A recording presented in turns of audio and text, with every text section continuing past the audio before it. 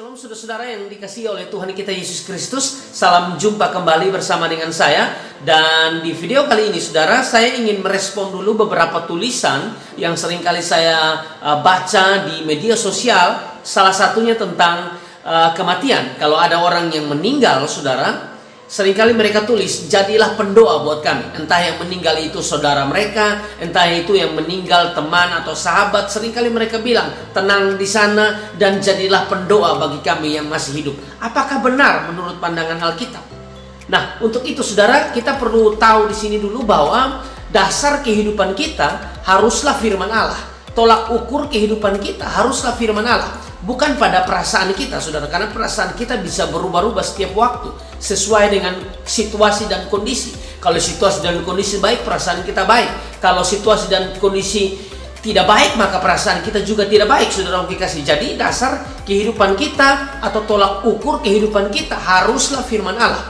Bukan kepada perasaan kita, bukan kepada pendapat kita, bukan kepada pandangan kita, bukan kepada pendapat orang lain, pandangan orang lain, atau mungkin tradisi. Sekali lagi saudara, dasar kehidupan kita haruslah firman Tuhan.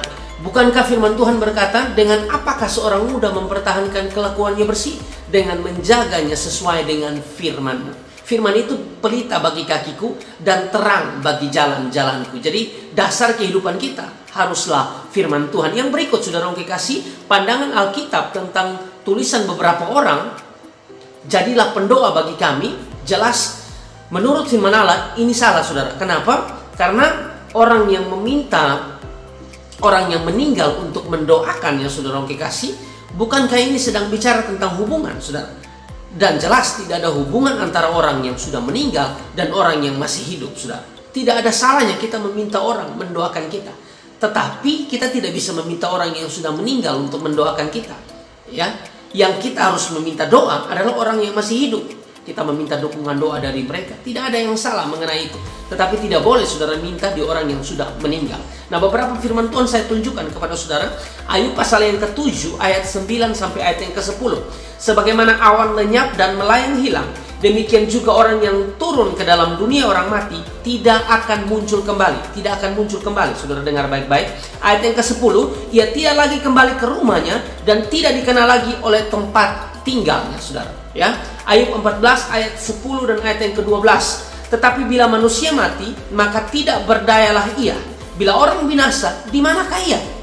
Demikian juga manusia berbaring dan tidak bangkit lagi. Sampai langit hilang lenyap, mereka tidak terjaga dan tidak bangun dari tidurnya. Mazmur 146 ayat yang keempat. Apabila nyawanya melayang, ia kembali ke tanah. Pada hari itu juga lenyaplah maksudnya. Ya, Pengkhotbah 9 ayat yang kelima. Setidaknya orang hidup tahu bahwa ajal menantinya, sedangkan orang mati tidak tahu apa-apa. Baginya tidak ada upah atau imbalan dan namanya sudah dilupakan. Nah, dari beberapa bagian firman Tuhan yang saya tunjukkan kepada saudara, jelas di situ bahwa orang yang sudah meninggal tidak bisa berbuat apa-apa lagi. Orang yang sudah meninggal tidak bisa melakukan sesuatu bagi orang yang hidup karena sudah terpisah jarak.